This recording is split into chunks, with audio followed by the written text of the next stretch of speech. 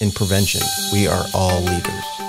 Whether you're leading a nationwide prevention initiative, facilitating statewide prevention community, you're a coalition coordinator, or a one-person shop, you are a prevention leader. How we show up and how we engage with others to create positive change takes all types of leadership. So sit back and enjoy these conversations with your fellow prevention leaders from across the globe who are sharing their lessons learned, best practices, and strategies for success. Welcome back, podcast listeners. Glad you're here today. Today we're taking a trip to Appalachia a little bit and learn about some coalition work, some youth work, and some good old stories as well, because I've got Trent Coffey with me here. Trent, welcome. Thank you, I appreciate it. Thank you for asking me to be on. Yeah, looking forward to reconnecting with you and just chatting about whatever comes up. But for our listeners, would you mind sharing just a little bit about yourself? Okay. My name is Trent Coffey. I'm Papaw Prevention, as we now call me, because I've been in this for over 25 years. So I've kind of aged out and watched everybody come and go. I got into nonprofit work about a little over 20 years ago. I'm in a rural community in eastern Tennessee. I'm in between Knoxville and Nashville. Our total population is about 22,000. With that comes the typical, there's a lot of poverty here. There's a lot of poverty mindset. There's different health disparities here, lack of resources. So what I'm doing here is I chose, as a very few of us do, to come back and try to make a change in my community. Went to school, and then I have to say that I wasn't in that poverty-stricken realm. I've been blessed all my life. My family were big community advocates. I come from a gospel singing family back in the 70s, 60s and 70s. They were one of the biggest gospel singers in the eastern United States. They were called the Coffey Family Gospel Singers. And I remember singing a Greyhound and driving around and doing all that stuff. So anyway, we connected with people in the church setting a lot and got to see the disparity, and it just kind of ingrained in me that I needed to come back to my community and do something. So after I graduated from the University of Tennessee, I come back and started to work, couldn't find a job. So my family owned a little theater, so I put in a pizza restaurant. So I did that. Hardest work you ever did in your entire life, ever get into the restaurant. Did that for 2 years, and then really wasn't using my degree. Then the local judge had a probation position come up, and he said, why don't you try this and see if you like it? Tried that, did that for a few years. He started working on a nonprofit, a programmatic nonprofit that was school drug testing, very controversial back in the time, where we drug tested students. I ended up morphing into that position as a director and never looked back. As I was doing that, the coalition concept started coming to be. I would like to tell you that I was bought into the coalition concept and wanted to do it because I so believed in it, but really I was chasing dollars. I was looking for the next grant, looking for money. But after I got into it, I realized how beneficial the STIP process, community engagement, and the structure that the coalition concept had. I knew it was something, and grabbed onto that and just never looked back. Roughly started out with this nonprofit, starting it with $25,000 and 1.5 employees. And fast forward 27 years later, and we're closing in on about $5 million in funding over that period of time. Not all at one time, but closing in on $5 million of funding. It's got about 5 employees right now, which is plenty enough for me. So that's still rural, but I think we've made an impact in our community. That's why I decided to come back. I've seen people, we always say, make sure you hope and dream. Some people don't know how to hope and dream because they've not had that opportunity. We've had kids in our community that never seen their parents work when they graduate from high school. So we're trying to change that mindset. And I knew going in with working in the court system, with probation, working with my family, that you have to give the rural community all due respect. Okay. There's families being around here that are raising members of 8 on a $15,000 a year salary, which was amazing. Okay. There's men and women that are working in the logwood. We built our success in our community on the brawn of our back by coal and timber and different things like that, and hard factory work. but we have to respect them and we have to give them all due homage to what they've done to raise that family.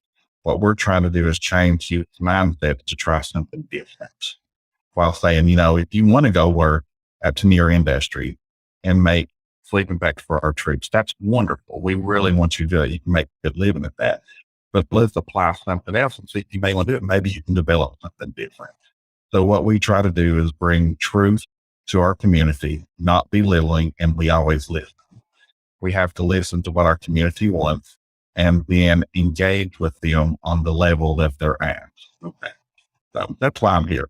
I just want to, I really do, and I know it's cliche, and if we just, I keep saying the term, and I'm sorry about it, hurt anybody, but if we just touch one, we've done our job. Well, if I let one go, I've not done my job.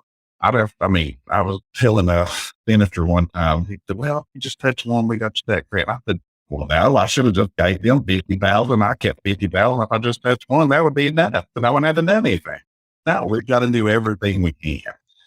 So, and that's what I'm trying to do. So, all right, y'all. I don't know if you noticed, but I did. I hear passion, drive, and caring for the community. I kind of want to hone in though. You mentioned you weren't bought into the whole coalition thing at the beginning, but you are now. What's something you like about working with or the coalition approach? The process of proving the problem and looking at it at several different angles, not sitting there and saying, we don't have anything, we can't do anything. No, the process of gathering those resources, reevaluating those resources, trying to bring them in and make them work for that specific target or action that you need to do. With the SPID process, it's just invaluable. I mean, it's just a wonderful process that we have to adhere to. Because if you do screw it up, you just reevaluate it and you start over. And then after that, you at least got these players in play or some type of structure that you can work. Now, I don't want to say I was totally against it, the process, but I had to see it for myself. I had to learn that data is important. I had to learn to chase down those numbers and see and really prove. And it gave me some epiphanies like, that's not really the problem. We need to get down to that root cause of what's going on here and not just the spider legs that come from it. So the coalition concept has been just so valuable to me and my community. And I know we can call it something else, the health model, the SPID process, whatever. But anyway, I call it the coalition model.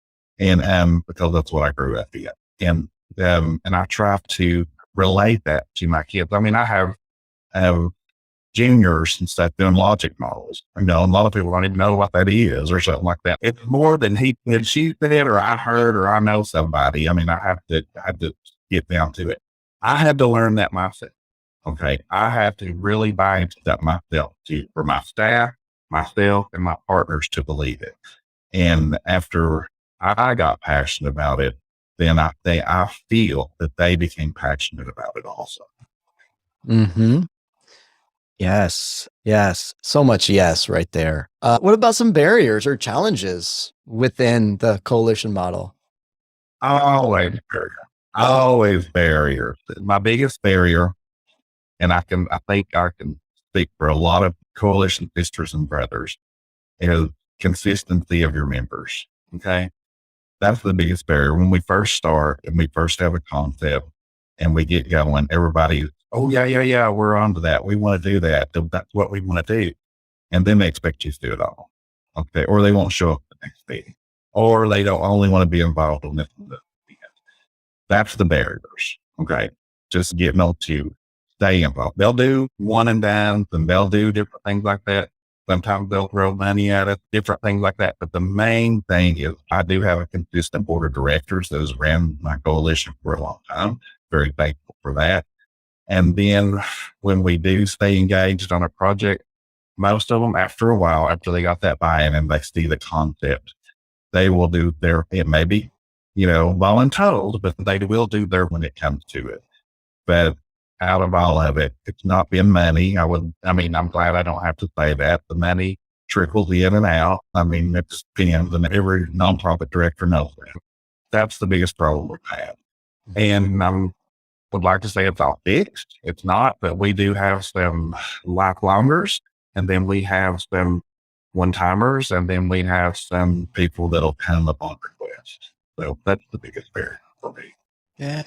When it comes to working with coalitions or you're using the coalition model, what opportunities do you see there? I'll try to immerse myself in the other organizations to learn what we can about them. And I encourage my youth and my staff and all them to do that too, because they have barriers too. And one thing especially with the school system, I hear a lot of people across the country, because I travel a lot like you do and go to a lot of meetings, different things like that and training. And they say, we have a hard time getting in school. And I said, well, what are you doing? I said, well, we wanted to teach them the concepts. And one of the biggest pieces of advice I can give anybody is, if you want to destroy your school program, ask a teacher to do one more thing. Ask an administration to do one more thing. You can't do that. You have to go in and relieve burden, not causal. We're in the school system every single day in district, on our special school district in Scott County school system, in their high school, every single day, all day long. They see us as essential. What we done is we went in and slowly built. We've seen where they didn't have a setup or they didn't have this, and we started volunteering. Well, let us make that for you. Let us do this. Well, we're having to pay somebody to be here when the gym class, the coach is gone, or driver's ed, they're out on the road, and we can't afford to do that. Well, we'll just take over that class. We'll do this. We'll help you with your health class. We'll do that. And now, we go in, we teach ACES, we teach wealth and life skills, we teach, the coalition model, different things like that. And they really depend on that. But I went in not asking for anything. I went in saying, how can I help you? I learned what their state metrics were and what they had to meet. They're trying to teach. Their day is compact. And if you say, oh, could you just do this survey, or could you do this? It's lost. So what you got to do is go in and try to incorporate it. If we need a math training on vaping for just 10 minutes, I will go to all the English teachers and say, hey, why don't you put this in and make this part of a quiz? And then we work with you, and we're going to be your sub for one day in the next semester that you can have a free day off. Okay. They eat it up. They make it a part of their message. Even like in the English, they'll mess up words and have them re-diagram sentences when it comes to that message or something like that. So we just find ways, creative and innovative ways, to pull it in, and always making that teacher, that administrator, that principal, whatever, a partner in taking away from them something that's burdensome, so they won't see us, oh, here they come again, So that's one of the big things. Yes. Show up to serve, show up to help, not just in the schools, with all of your stakeholders. Coming from the law enforcement experience, I would have folks, quote, knock on the door and say, hey, we need you to go do this strategy, go work this overtime, go do that, rather than, hey, how can I help? What's your mission? Yeah. What are your goals? Yeah. Yeah. And then just engaging with them, and don't expect them to support you if you're not going to support them. You've got to show up at their events. You've got to support their causes. You've got to do those things. They'll remember it. They may not be as active as you were, but they'll remember it. And, I can call on people for certain things, and, certain people just show up. So, working with county government, working with law enforcement. Abraham Lincoln had a quote, it's amazing what you can accomplish if you don't care who gets the credit. Pretty much everything we do is not credited to the coalition. It's credited to the sheriff. It's credited to the county mayor. It's credited to the school board of directors. It's credited to whoever it may be that we're partnering with. Okay. So, and that's fine. And then we want to do that. But another portion of our success, if we are successful, of our success is just giving away that credit and including them. Even if they didn't do a lot of work or whatever, just give them topics. What about impacts? What have you seen? Impact. We have worked well with engaging our youth. I have worked early on in my coalition career, working with adults, try to change that mindset, try to change the way that they thought. But in a rural community, when we provide information and we let them know there's a problem and this is why it's a problem and you need help, we get to a point that, okay, I've accepted that I need help. Okay, well, we don't have anywhere for me to go, so you're just gonna have to suffer through it. So, I got so sick of that. I got so tired of that because, our biggest city is an hour, 20 minutes away. Transportation is an issue for everybody in the country, and especially in rural communities. So it was hard to get them somewhere to do something with them. I mean, just to get them the help that they needed. Well, me and my staff was looking at them. I said, and then along with the coalition conference, we've got to start earlier. We got to start breaking the chains of addiction, breaking these poverty mindsets. We've got to start, early on and let them know that this does not have to be the trajectory of their life. Just because this is what happened to you is not why it has to stay with you. So we really started enforcing our youth campaign and our youth education program while looking, and we knew our catchment area was the school system and the Boys and Girls Club. So we became fast partners with them. Like I said before, we looked at what they needed, what outreach they needed that they went meeting on their state measures. We incorporated that into our messaging and took it to them, and they accepted it. And it came about to be very beneficial for us because of our engagement with the kids really buying in. And that in itself, when we started teaching ACEs and life skills day, was one thing that, and I will brag on us a little bit here. We were teaching ACEs, and the kids were coming up, and they were just telling us, that's my life. ACEs number 4, whatever. That's my life. That's what I'm going through, and I don't want to be like that. What can I do? So we have these eyes coming up to us, and some disclosures about bad things, which we appropriately refer it to the proper channels if we do that. But coming up to us, and I said, we need to send them, we need to go to counseling, we need to do some stuff. And they're like, well, we don't have anywhere to go. What do you think for them to do? And I about shut the youth program down about 4 years ago because we didn't have the resources needed. I said, why are we taking truth to them and telling them, that here's what's wrong and we're going to get you some help, and we can't follow up with it. So luckily, I worked with the University of Tennessee. They got a HRSA grant, and happenstance into that because of networking and connection, and they can find somebody to do a certain portion of it. And they said, well, Trent and them may be able to do it. So they come to us and say, well, can you do this? I'm like, yeah, we can make that work. That's fine. We can incorporate it in. So they come in. Long story long, that ended up leading to us working with the College of Social Work. The College of Social Work now, for free, gives us 5 interns a semester that can take on 5 kids in counseling sessions via telehealth, and we can instantly refer out.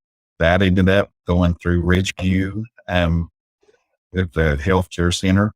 They came in, they have an office at our location here. We actually have a telehealth cart set up right here for kids to come in after school. And then we work with our local FQHC or federally qualified healthcare facility, mountain people, and helping them build their mental health capacity. Again, barriers in that. A lot of people don't want to come to rural community. They'll come here for 6 months and they're gone, they're fresh out of school. So now what we're instilling in our kids, we have to home grow our workforce. We have to home grow our professional workforce. We're trying to instill in those that are going to college or going to technical school to try to get into the mental health field. And we have a few that are doing that as we speak that want to come back. So I hear a whole heck of a lot of good impacts. I dig it. well, that's what I help. I'm good on the addiction side and stuff like that too. That I know what we're doing right now. We're not going to see the completion of the building, but maybe I'll live long enough, and then my current staff will live long enough to be able to see that frame structure go up. But I know on this foundation that we're doing, because of the coalition concept, we're keeping the data. We're keeping the disparities. We're showing what change can be on a small scale, alluding to our professional partners and stuff, what magnitude could happen on the larger scale. Heck of a lot is there, from trusting the strategic prevention framework, the process, community engagement, stakeholder engagement, being there to serve, talked about working with the schools. I mean, a whole heck of a lot of wisdom right there. What would be one piece of advice you would offer somebody that may be working with the coalition, but wants to reinvigorate, to fire them up, to keep folks coming back to that table for that consistency that you talked about? Find out what their passions are. Go to each individual commissioner, go to each individual mayor, school board director, whatever, and immerse yourself into their life. Go eat lunch with them, go talk to them, see what their passions are, and try to take that passion that they got, what they're wanting to change. Because they're serving everybody that's on a position, they're serving for a reason. You got to figure out what that reason is. And if you can't get to them, get to their wife, get to their kids, whoever, do that. And never go in as wanting something. Always go in as, hey, I would like to partner with you on this, on something that instills a sense of purpose and belonging in them. And that will give them the buy-in for you to become a good partner with you. Always be consistent. Always follow up. One thing about in Appalachia, rural communities, the colleges, universities, anything, we have a lot of one and done. People will come in for a year during their grant. Oh, we're going to do this. They're going to do that. We're going to do this. Oh, we're changing this, changing that. Oh, the grant's over. Bye. And they're gone. Okay. We see that again and again. And that's why our rural community, it's hard for them to trust the outside. Okay. What we do is we have always been consistent. We have always showed up. We have always stayed on message. And if we can't do it, we tell them we can't do it, or we'll figure out a different way to do it. Always listen to your community. Always listen to your partners. You need to do more of this, then more of this. Okay. And then work in what you need to work in to invigorate them. Like I said, just get with their passion, get with what drives them, and let them become the part and give them the credit. Okay. Give them the honor that they need. Sometimes they won't do nothing, but you know what? You need their name. As long as somebody can realize that and understand, and them lending their name, it's a big thing. Them lending their reputation to something, sometimes that's all you need. Absolutely. You reminded me of a quote from Dr. Jeff Linkenbach talking about being a recovering colonizer, coming in from the outside to tell people what they need to do, what they should do. Yeah. Now, you talked about youth as far as being in the school every single day and how you approach that with the burdens, wanting to lift burdens. But what all do you have going on when it comes to youth? Well, like I said, we're going in with our education program. We're going in with our ACES training, going in and let them not only say this is the problem, but this is why it is a problem. Giving them some definition and some background that it's not their fault. It's not their fault. They've been through trauma or different things like that. What we're trying to do is break the cycle. We're always staying engaged. We meet youth where they're at. And I know I've said this earlier, but one of the things we do is we will just sit and listen to our kids. Okay. We have to just let them talk. And sometimes you'll come to the same result without fighting with them, but you just have to sit and listen to them and let their voices be heard. I know I told that to somebody I don't know who with, but you got to let their voices be heard and give them belonging and value. We have several different disparities going on in rural communities right now. And a lot of the time that we'll just sit and spend the time and give them some importance and listen to them and help them work through either a major trauma or a minor teenage dilemma. They know they can come to us. Okay. And that pretty much not stops the health disparities, but it helps to do something from getting worse. And then if it's bad enough, then now we're able to refer out. We're not mental health counselors. We're not psychologists. We're just sitting there to listen. We're a shoulder to cry on or laugh with or anything, whatever taste it may be. And then that there's trauma or disparity, we can refer it out or try to connect resources. I love it. Just caring about people, caring about youth. Yeah. Become, was it Dale Carnegie, be genuinely interested in others. Yeah. And you can teach by listening. Okay. You can guide by listening. Absolutely. That's great. Great wisdom, folks. jot that down, y'all. What does youth engagement look like on your coalition? Youth engagement is good. When our last coalition, then right before school ended, we had over 80 coalition members, youth coalition members, come to our youth coalition meeting. And this was a great thing because they were having to come from different locations to different schools. Okay. And we've seen that grow over the years. Again, like adults, we have some filter in and filter out. And, we don't just take the good kids. We don't take the cheerleaders or the quarterbacks or whatever. We want everybody to come. We have a great diversity of students. We're diverse enough in ourselves in a rural community because you go from one little, and I don't want to say town, but one little, and you can't even say subdivision, but one little niche of our county here is totally culturally different than the little niche back here. Okay. So what we're seeing is a merging of those different cultures come in and people really just listening to it. And I've we kind of come to the understanding that the problem's not really with the youth. It's kind of with the mindset of the adult, carrying on that rivalry or carrying on that animosity that they had toward another group or something like that. We have a population of 22,000. We have 140 Baptist churches here. So, that kind of tells you, and that is the result of somebody getting mad at somebody in their own church. So, I think there's nothing wrong with that. But, that kind of shows where we're at. Our youth engagement are good. We give them tasks. We make them come up with tasks. We're guided by the grants. Like they got it in a loose way, because it's more strict than that. But we're guided by the grant, so we got the deliverables that we need to do. So we give them instruction, and they are, you need to come up with the vaping norms campaign, or you need to come up with this, and each child will gravitate toward the table that they want to go. Again, on partnerships, what we do is one of them may think homelessness is one of the biggest things. So we include the homeless shelter. We include the women's shelter. We include the Family Justice Center.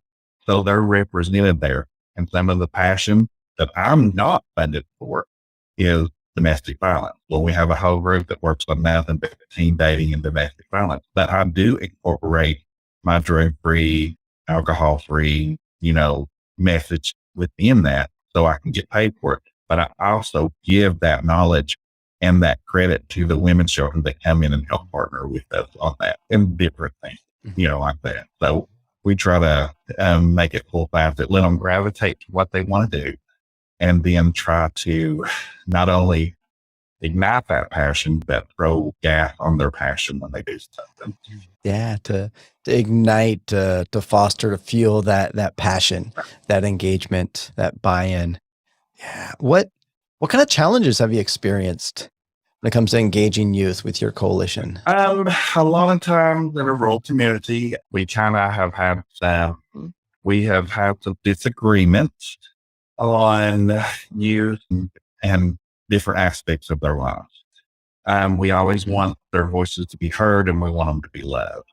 So we've not come under attack, we come under scrutiny, and that's just a lack of education in my community, and I have to recognize that, realize that. Okay. Mm-hmm. So what we try to do is we try to start a diversity group or something like that kids can freely express how they feel, their sexual orientation, anything like that, and get them with a group counselor that can come in and talk to them about that. I was hesitant at first because of my rural community. We took a little verbal discipline for that. But after it come down to it, we stepped fast, we went with it, and now that group's thriving and doing well. Mm-hmm. And again, it's just sitting and listening to them, sitting and talking to them, knowing what their passions are, and trying to address disparity and trauma as much as we can. So addiction can't set in, or addiction paths can be changed, or different things like that. So, looking at lessons learned when it comes to recovery, it used to be send somebody to rehab, to isolation. Yeah. And what we found is connection, community, support. Yeah. And you're creating the opportunity for connection, for community, for support, for the youth. The way this coalition got started was on a programmatic piece that I alluded to earlier. And what that programmatic piece was, and this has been 20 years ago, is we drug test each high school student in school with a consent form. All right. Although that consent form may be tied to something. If you want to play ball, if you want to drive to school, if you want to go to the prom, if you want to be in a club or activity, you have to submit to being randomly drug tested. We've been challenged by the NAACP, different things like that. It was early on in Bush 1 years or Bush 2 years that we got the school drug testing grant. We're one of the first in the country to do it, and we're one of the only ones that are still doing it. The only reason that this works is we'll do a random pool. We'll test kids throughout the year. And if they test positive, then we offer support. They can never lose driving time. They can never lose playing time. They can never have any punitive actions to it. What we try to do is early intervene, inform the parent first, and then come up with a plan with them with the resources that we have and try to hit that head on. Then they continue to be tested a little bit non-randomly more throughout the term. So to maintain sobriety and different things like that. But the main reason that we have stayed this long is that it will never, if it comes through us, it will never come a court petition. It will never become a punitive action. Now, school suspicion-based testing is totally different. That's not us. That's something else. But what we try to encourage parents when they're signing that is like, listen, this is an early catch. This is to see if somebody's just experimenting. And with the way drugs are nowadays, you can become addicted fairly quickly. So we want to help you. And then we have parents tell us, hey, could you test Dave today? He was acting really funny last night, and I just don't want to confront him. So we went starting on that program. We started out with $150,000 a year from the federal government and ran that program for about 4 years.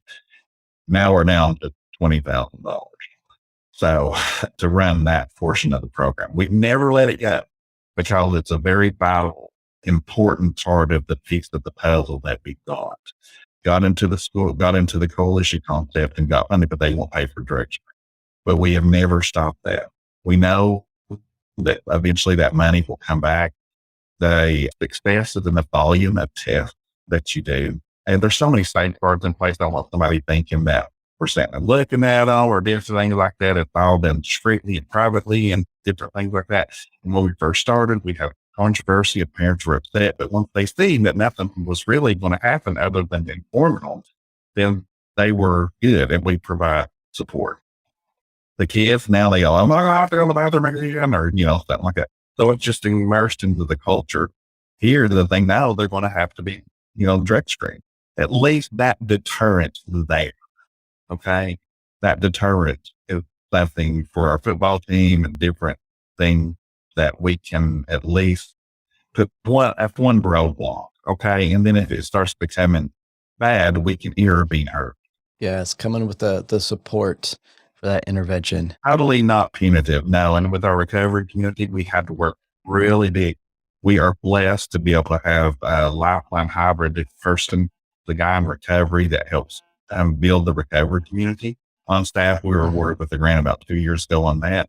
So working on stigma for several years with the faith-based community, getting out that moral choice, dilemma that we got going on, treating our people with love, treating our people with respect, so just don't give money, don't do this. Just make sure they have, everybody has something to eat. An encouraging word. Sometimes this encouraging word is all this person's ever going to get from anybody. So anybody can pray and, anybody can say, hey, thinking about you. I think you can do this. You're going to do it.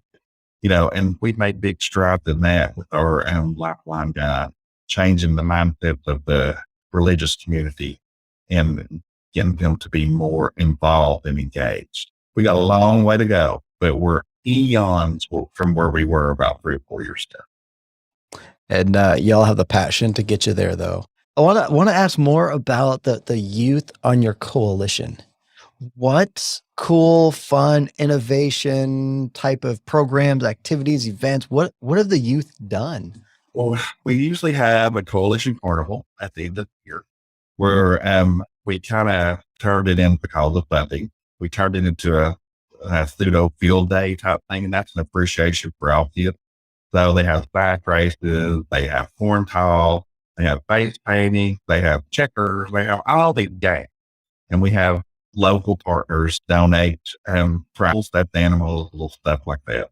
So they really get involved in that. And then we have all those partners come in and set up booth, have their own distributor information. We have law enforcement there, we have political officials there, everything like that. And then kids are just free. They at the park. We provide free hot dogs, no cold, and all that stuff. And that ends up being our end of the year extravaganza. And then now that last time we had over 600 kids there. They came in and out and then had a real good time. Let the local team band play all day and all that stuff, just really giving them a voice. Other things that they have done, we have recently on the team side, our youth came together and we have our meeting with the girls club, and they got the thing that the youth side, the team side of the boys and girls side was a little disheveled. They went out, got donations of paint, and they painted and remodeled the whole entire side. We were doing a field project at the homeless shelter about 3 years ago. And the kids looked at me and said, oh gosh, they wasn't in an old school. They was like, this thing needs to be landscaped, cleaned up. I want them to feel good about when they come here and stuff. So they themselves went out and raised the money, got the landscaping stuff, and painted the whole entire building with a roller brush and weeded and cleaned and mulched and did stuff like that and got it going. We do a lot of outreach on like at local stores, stuff like that. They'll take pamphlets and flyers, stuff about whatever drug issue we got going on, whether it be methamphetamine, marijuana, tobacco, vaping, anything like that. They try to work on those. Anything we do, we try to make it fun for them and let them kind of come up with their own ideas. Okay. Sometimes, as Jessica says, youth-led adult guided. We have to do quite a bit of guiding to meet our metrics, but usually if we let them just kind of be free range and kind of do their own thing, I mean, they have wonderful, great ideas. Who better to connect with you than you? I mean, I was like, why do I want to but nobody's on Facebook anymore. You're crazy. That's crap. Nobody does that. Nobody does that. We do TikTok or something, and they're keeping up with all that stuff. So, all right, go at it. We have to approve anything you put on our site. So, pretty much letting them do different things like that. Boys and girls have had a Hall of Fame dinner. They have it every year. Total Hall of Fame. They honor people in the community that have done good that year. Well, our youth take that opportunity to serve. So they cater a dinner. So our youth are the waiters. They dress in black and white. We get their outfit. They go in, they clean up, they get the tables, they serve the food, they refill the drinks, they do that stuff. We're trying to teach them, you're doing this because they're raising money, but you're also giving back to the Boys and Girls Club, but you're being a part of the community and supporting them. So we do that every year. We were there, just a whole bunch of different smaller things that we've done for so long that I just don't even think about anymore. But then when I tell somebody else, they, oh, that's big, that's big. We can do that for years. We don't things like that. Because I think sometimes being in the business for so long, I'm looking for the big thing. And I kind of discount the small things sometimes, because I'm always looking for something big and bright, shiny, or something that's going to make a huge impact, even though all my life in this field, I know that incremental change is where it's at. But sometimes the flesh gets involved and I don't want that impactful change. So. Yes. Atomic Habits, James Clear. Mm-hmm. Those small, tiny habits repeated consistently are going to lead to much bigger change than one big attempt at change. 1% better every day. That's right. And those kids are being engaged. They're feeling a part of something besides themselves, or they're feeling a part of something. And then we encourage them. I am, pretty much, we got a good team. Vicky, my youth director, like I said, she's the grandma. She loves them and loves and hugs them and all this stuff and just, oh, you're going to be fine and you're going to do this. I mean, I did the business. We're going to do it like, I'm kind of like the disciplinary dad. They're all kind of, they say they're scared of me, but I think it's a lie. But I'll go into the coalition meetings and they'll be fighting if they do sometimes. And I mean, and I've done it before. Listen, I'm here to teach you structure and teach you discipline and teach you how to run a coalition, run a business, how to help you with your job interviewing skills. We try to do a lot of workforce development. I say, no, we got to get down to it or I'll shut this thing down. And I've actually shut the whole entire thing down because of interviewing and fighting. All right, everybody's been it for 2 months. We're not doing anything. We actually canceled our last carnival this year because I had a lot of kids promise to do things that they didn't do. And I was like, I'm not chasing you down. If I don't have this on my desk by this, the whole thing's canceled. You won't do that. I'm like, yeah, I did. And I canceled the whole entire thing. Oh my. So, and they're like, I swear we'll do it next time. Now we're going through a different process. If they want to be on the board, the youth board or the youth coalition, they have to commit to so many hours of service within, the semester. And if they don't, then we remove them from the board for another 6 months. So I know that sounds extreme, but I have got to have boundaries and parameters for them and try to teach that discipline and that what they're doing is important. Okay. They can love them all the time, but I want to teach them structure. I want to teach them work ethic. I want to teach them to show up. So, and that's kind of why we have a good team. It goes back to the same old cliche, good cop, bad cop, that thing. You know what I'm saying? I may have oh gosh, there's that dad voice. Oh no, don't yell. I didn't do it. I promise. I'll take the trash out. But yeah, what I'm seeing there is, yes, you're there to engage the youth, work with the youth and serve the youth, but you're looking at it in a holistic approach, not just the specific program, the programmatic outcomes or those deliverables. You're interested in the entire youth's well-being. We have to, if you give a child boundaries, they know you care. And without boundaries, and that's what a lot of our youth deal with no boundaries. They know when they come here, they have boundaries and they have to adhere to those. And I promise Dave, it makes a bigger impact of enforcing those boundaries than it does just giving them everything that they want. Okay. They know I care and they know that we care, that we want the best for them and we're going to help them get there. And if they need to take a break from it for a little while, then that's fine, but they're always welcome back. They're always can come back. We have kids come in that even actively, like a child would have went to a party on the weekend and then it gets back to us. So everything always gets back to us. Like, all right, come in, you messed up, but whatever. Are you not mad? Well, I'm disappointed that you chose to do that, but I'm not mad. No. I mean, I just hope you make better choices next time, but we love you. Come on back, but you've got to be more careful. I mean, you've got to make better choices, and then we go over the scenarios. What if it happened? What if that happened? That's not all the time, but they know they can come to us and not have judgment or punishment. But that way we can guide them to better choices as they go along. They have those boundaries, but with that comes a place to belong, a community to be a part of, that sense of belonging and safety and consistency. We don't expect, nor do we want perfection because we're not perfect. I mess up every day. I mean, we don't want perfection. We want somebody to do their best. We want them to make good choices. That's what we're here to do. Think about it. Think of the long-term consequences, the short-term consequences. Think of the benefit. And when we engage them like that and get them to start to stop and thinking, then that makes a big impact. Absolutely. I took a lot of notes, both on my Word doc, but also mentally. There's so much wisdom here, from community engagement to working with youth schools. We're just about out of time, but After you're all, I gotta. People be listening. They'll be like, "Oh my God, never gonna shut up." Oh, no. So I've got two more questions for you. Okay. The first being more about the work you're doing. We have social media platforms. I'm a 53-year-old man. I know we have Facebook. I know we have Snapchat. I know we have Twitter. I will have to give them to you when I find out what they are.